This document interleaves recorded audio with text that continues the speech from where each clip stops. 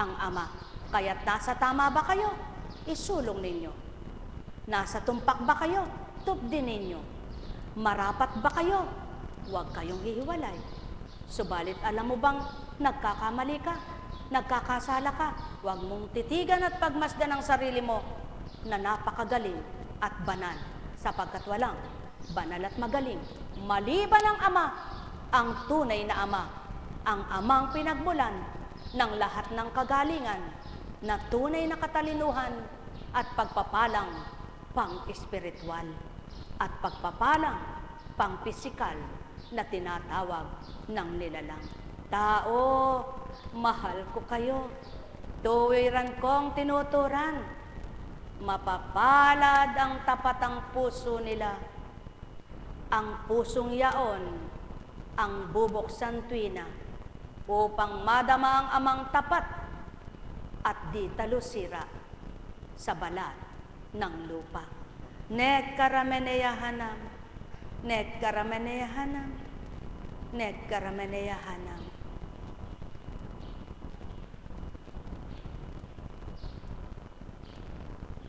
Buhay po ba ang Ama? Kaya't inyong pakinggan, inuna na po. Ano pong kababalaghan ang maipapakita ninyo upang manalig kami sa inyo? Ano po ang gagawin ninyo? Tanong nila. Ang aming mga magulang ay kumain ng mana sa ilang, ayon sa nasusulat. Sila'y binigyan niya ng pagkain mula sa langit, dugtong pa nila. Sumagot si Jesus, dapat ninyong malamang, hindi si Moises ang nagbigay sa inyo ng pagkain mula sa langit, kundi ang aking Ama. Siya ang nagbibigay sa inyo ng tunay na pagkain mula sa langit, sapagkat ang pagkain bigay ng Diyos ay yaong bumaba mula sa langit at nagbibigay buhay sa sanlibutan. Ginoo, wika nila, bigyan po ninyo kaming lagi ng pagkain iyon. Ako ang pagkain nagbibigay buhay, sabi ni Jesus. Ang lumalapit sa akin ay hindi na magugutom, at ang nananalig sa akin ay hindi na mauuhaw kailanman. Mga mahal, ito ang nakagulo sa isip ng mga tao. Paano maibibigay ng isang Hesukristo ang hindi na mauuhaw at hindi nagugutumin kapag tinanggap siya? Samantalang, taong-tao ang nakikita. Alalaong baga, ang tinutukoy ay ang mga banal na salita at mabubuting gawa na nang dahil sa Espiritong kinamtan at isanabuhay, kung tatanggap lahat ang tao sa gayong gawa, ang kaligtasan ay kakamtin, ang pagkauhaw ay mapaparam, ang pagkagutom ay papawiin, sapagkat sa tuwin ay bubusugin ang Espiritu na mula sa Ama. Yaon ay ang galak na magpapakabusog ang puso ng tao. Bubusugin sa galak at mapaparam ang lumbay. Bubusugin ang pangunawa at di na magugulumihanan. Mauuhaw pa baga kung tuwirang minahal na at nadarama naman ang pagmamahal na uhaw na dinadama noon sa kanyang kapwa. Mga mahal, ang bukal ng buhay ay sama nagmumula. Ang tuwirang buhay ay siyang magbibigay. Kaya't kung tunay na kilala ng tao ang Ama, mararamdaman ang kanyang espiritu na bukal ng habag at awa, puspos ng liwanag at gala, tunay na mahiwaga at mapagpala sa hindi matingkalang gawa ng tao sa lupa. Mga mahal, sumainyo ang kapayapaan. Nekkarameneyahanam, nekkarameneyahanam, nekkarameneyahanam. Buhay po ba ang Ama? Halimbawa po, kayo, nag-aaral kapwa, mga lagad, Halimbawa kayo po, si Apo Kunching walang alam dito. Nagmasteral kayo, pare-pares kayong teacher, ano? Lahat ba kayo papasa? Subalit pare-pares na kayong guro, di ba? Matatawag na kayong pare-pares na guro. Subalit pag nagsulit kayo, hindi lahat kayo'y papasa. Kung 100 kayong nagmasteral, sigurado. Nang dahil yung nagbibigay sa inyo, alam na kung ilan ang kukuhanin doon. Tama po ba? Ganyan po ang Ama. Pare-pares man kayong hinirang, alam niya na yung totoo sa Kanya. Alam niya yung papasa at nakapasa. Kaya ang gagawin naman, patuloy kayong magsusumikap, magsusumakit sa pagsusulit ninyo na mula sa Kanya ay patuloy kayong mananalig na hindi niya kayo pababayaan at ipagkakaloob niya na kayong lahat ay makapasa. Buhay bang Ama? Ganon din po sa inyo, hindi lang sa mga hinirang.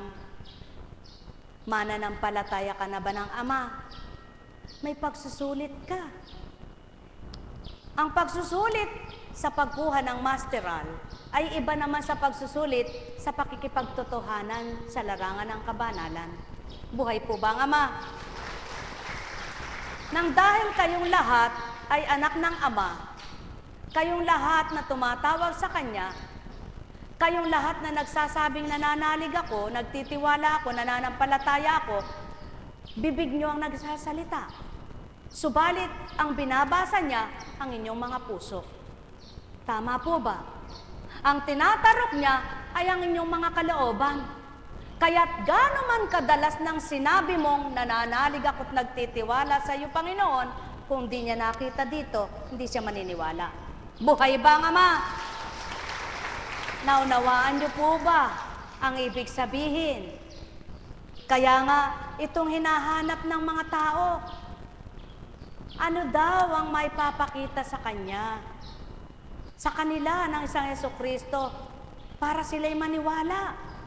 Hindi pa ba sapat yung mga ginawa niyang pagpapakasakit para lamang mailigtas ang bawat isa? Hindi pa ba sapat na pinakitang walang nakagagawang magpalakad ng pilay, ng pingkaw, ng paralisado, bumuhay ng patay? Ano tinahanap pa ang mga pamamaraan? Sapagkat ang tinitingnan nila'y pagkatao, ang dinadama nila'y pagkatao, hindi ang nakita ang Espiritu ng Ama na sumasa katawan ng Jesucristo. Buhay ba ang Ama? Kaya ngayon, kung maghahanap ka ng hiwaga, ng himala, yung naka-wheelchair na yun ay pahahakbangin ngayon, ang hinahanap mo'y milagro, pagdaka. Subalit, nang makadama ang puso mo na nagalak ka, na kanina'y nalulumbay ka, hindi mo alam, milagro na yun sa'yo. Sapagkat ang tao gusto tuwirang sa mata makakita ng milagro, hindi sa pandama na makilala ang milagro. Buhay ba ang Ama? At kailanman, kung hahanapin mo ang sa tunay, himala muna bago ka manampalataya, hanggang sa mamatay ka, baka hindi mo kamtan. Sapagkat, ilang pong beses na bagang sa dakong ito'y nagpalakad. Subalit, naririto bang lahat yung mga namangha noon? Natuwa, nagalak? Wala. At yan naman ang patuto sa inyo, mga minamahal ko, na ilan man ang lumisan, maaring ipalit ay mas marami sa kanila. Patutuo rin naman ang humirang at nagbalangkas ng gawain ito, hindi siya pwedeng pagmalakihan ng tao. Kung ang tao ipagmamalakihan at ang tao lamang ang gumaganap, mapapahiya sa siya. Tulad ni Kunching. Kung sasabihin niyang, kaya ko kayo, ngunit hindi niya kaya, sino mapapahiya? Di bagat siya? At kung ituturan niya, lumisan man kayo, at papalit naman ay marami, kung siyang pagkatao, ang maghahari lamang at maglilingkod, hindi mangyayari, di ba mapapahiya siya? Subalit, kung ang hahamonin nyo ay ang espiritu ng katotohanan at katapatan, ang tinurang kung 3 ang umalis, maaari kung ibalik ay 5, matutupad. kayang tupdin, kayang gawin. Alalaong baga, mangusap ka sa pakikipagtapat sa Ama, sa pakikipagtotoo sa Ama, magiging totoo rin, tapat kang winikamoy kanyang patutupad. Mga mahal, katotohanan ng sakit tinuturan. O tingnan nyo ang batang yaan na nagmamagaling na parit-parito, lakad ng lakad, na nagpapakitang siya nakalalakad na. Ano ibig kong ituran ngayon? Hindi ko man sabihin sa inyo may pinasilay na, sapagkat ang batang ito, nang idetal dito, hindi naglalakad. Ngunit paano ito maunawaan ng bulag? Paano ito maririnig ng bingi sa katotohanan? Hindi ba't ang hahanapin niya yung siya mismo ang mapagaling? Paano kung hindi niya kamtan sa oras na ito? Mga mahal, anong ibig kong ituran?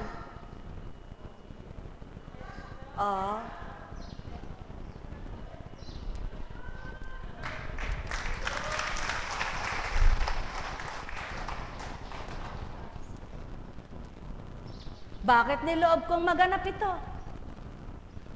Upang ako ang mismong magpatotoo sa inyo na siya'y nagsasalita na rin. Subalit kailanman, hindi si Kunching ang nagpagaling. Kaya't kung ang hahanapin nyo ngayong oras na ito, pagalingin kayo ni Kunching, hindi nyo makikita. At kung ang dadamhin ninyo, ang sinabi ko sa inyo ay mararamdaman ninyo. At kung ang hanapin nyo ay matulad din sa batang ito, ang nangyari sa kanya ay magaganap sa inyo ngayon din, nagkakamali kayo. Manapa ang wikain nyo. Nangungusap pa lang po kayo, damang-dama ko na kung sino ka, kaya't naramdaman ko ang totoong may Diyos na buhay. Mga mahal, pawang katotohanan ng sakit tinuturan. Subalit, sino bagang maniniwala ilang pong beses at ilang taon na yung gawain ito? Napatiwala ba ang ayaw maniwala? Tumanggap ba ang ayaw tumanggap? Sapagkat may sariling pananaw at sariling paniniwala? Hindi. Subalit pakatandaan ninyo mga mahal ko, hindi na kailangan sabihin pa ni Kunching, ikaw hindi naniniwala sa akin, ikaw hindi tumatanggap sa akin, sapagkat kilala kung sino ang totoo sa akin. Mga mahal, kailan may hindi tuturan sa inyo ito ni Kunching, sapagkat wala siyang karapatang kayo'y hamakin. Subalit ang tinuran ko'y hindi paghamak, kundi pawang katotohanan. Kaya't hindi na kailangan sabihin ng tao ako'y nasa totoo, sapagkat ang Ama, ang tunay na makababatid, at ako mismo bilang Espiritu na sumainyo at binaba ngayon, siyang nakatatarok kung totoo kayo. Mga mahal, hindi ito wiwikain ng tao, sapagkat sino siya para ito'y tapang na sambitin. Subalit, kung may mata kayo'y nakakita, kung may pandinig nakarinig, kung may pangunawa nakaunawa, at kung tunay na mahal nyo ang pinagmulan ko, tatanggapin nyo sa oras na ito na may Diyos na totoo kayo. Sumayin nyo ang kapayapaan, pagharian kayo, sapagkat kung sa palagay nyo'y wala pa siyang ibinigay sa inyo ngayon, mula pa kanina may binigay na. Kung sa palagay nyo'y hindi kayo pinakinggan, nagkakamali kayo, sapagkat na ikay makarating sa dakong ito, binigay niya ang paraan para makarinig mo ito. At kung narinig mo at nakilala mo, mananalig ka. Ang Ama mo ay buhay na kikilos at tapat kahit kanino. Kaya't kung ang puso mo'y totoo, sinisigurado ko, hindi man ngayon, hindi man bukas, may kakamtin katao. Sumayin nyo ang kapayapaan, pagharian kayo, mga mahal ko. Net karameneyahanam, net karameneyahanam, net karameneyahanam. At aking patototohanan sa inyo, na sa oras na yaong tumupad ako, ay di batid ni Constancia ang mga winika ko.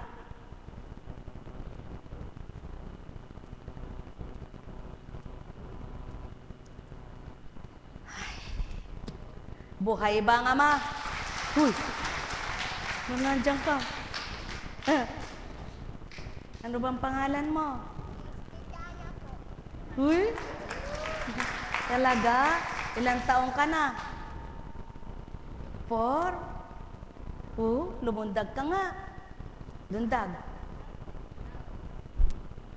Uy, isa pa. Uy, isa pa. Mayabang ka ba? Uy, mayabang ka ba? Pogi ka ba? Pangit ka ba? Magaling. O, sulong, baba ka na. Buhay bang Ama? Mga mahal, kaya hindi mo maaring hamakin ang espiritu ko, sapagkat tumutupad gumaganap ako ng di nakikita tao. At napapatotohanan ako mismo ang humirang sa taong aking ginagamit, may ginagawa ako. O tao, mahal ko kayo. Tuwiran kong tinuturan. Hindi mo man ipangalandakan ang ginawa ko. Ako mismo ang magsasabi sa tao. Hindi mo man ihayag ang ginawa ko para sa katauhan mo. Ako magpapabatid sa nais kong paabutan. Kaya't hindi mo na kailangan pangalandakan. Ako'y gumawa ng ganun at ako'y gumawa nito.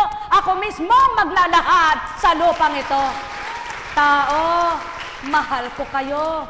Tuwiran kong tinuturan. Tulad ng kaganapan. Nagsimulang gawain ito sa paisa-isa lamang. Subalit, ilan kayong bilang? Maliwanag ang katotohanan. Ako ang nagturan. Ako ang nagpatupad. Ako ang gumanap. Sapagkat kung si Kunching, hindi kayo daratal sa dakong ito.